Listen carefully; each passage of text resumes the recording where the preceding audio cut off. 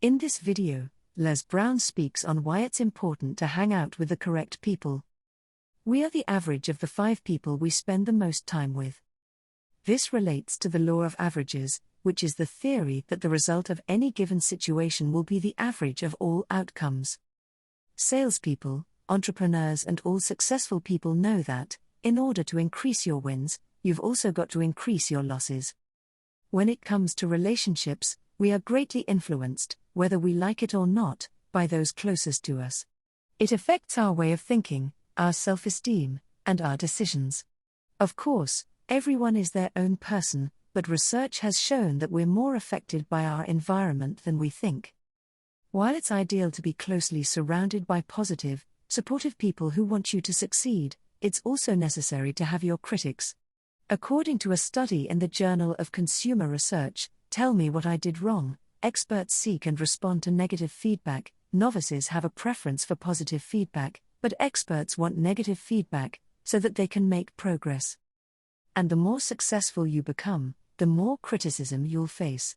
Glenn Yorpiece over at Forbes wrote about how 6 types of people build your mental toughness, including doubters, critics, and the envious. Without them, you'd never sharpen your skills or develop tough skin. It takes a while to develop this mental toughness. Just look at JCPenney CEO Ron Johnson. Critics are firing at him every day, but it's taken him several decades to get to this point where he can brush off harsh words from investors and the media. Of course, Johnson must have a very tight inner network of confidants who support him no matter what.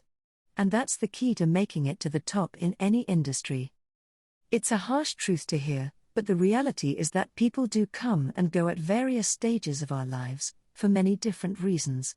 Some seasonal friends make a lasting impact, some teach us a lesson, and some help us grow, evolve, and become better versions of ourselves. A person that feels appreciated will always do more than what is expected. When it comes to relationships, we are greatly influenced by those people around us, whether we would like to admit it or not. Ask yourself, do you find yourself compromising just to keep the peace? Or, when you express your feelings, do people tell you you're too sensitive? So you end up not saying anything at all. These seem like ordinary mundane things, but they are big indicators of the way the people around you affect you. There is research now that tells us that, even though we are all authentic human beings, we are very much impacted, motivated, and driven by our environment, and, according to Rohn's theory, the 5 people you spend the most time with shape who you are. In this video, we'll look at Les Brown's birds of a feather, flock together speech.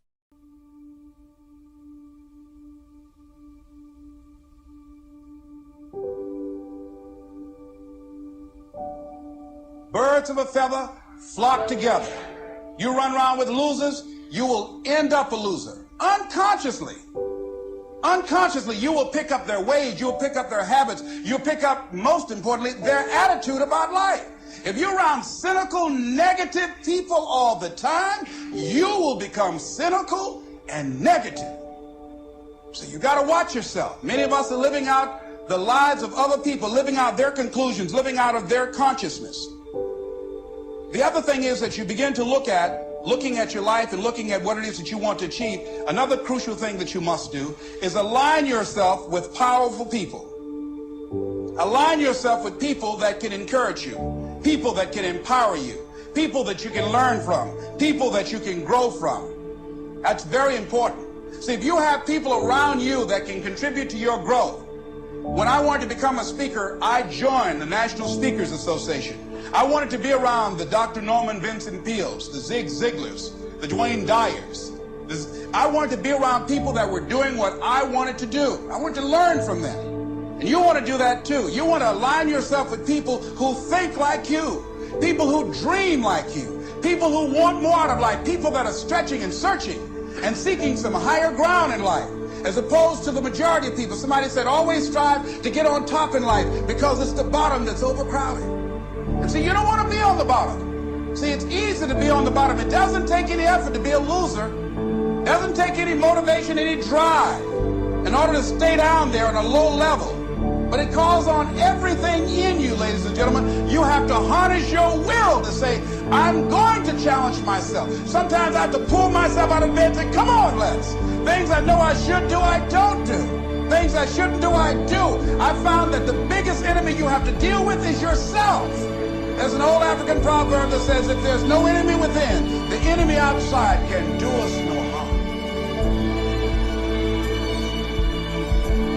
As you begin to look toward the future and take inventory of yourself, what is it about you right now that you've got to leave this behind? Because this no longer fits. Looking at where you want to go and the kind of person that you must become, the kind of standards that you have for you. What is it that you must do differently? Repeat out to me, please. If you want to keep on getting what you're getting, keep on doing what you're doing. See, that doesn't take a nine sound. All right? It makes sense unless you change your pattern, unless you change the way you're thinking, unless you change your behavior, you're going to continue to produce the results in your life. See, all of us are winners, but some of us are producing results that we don't want.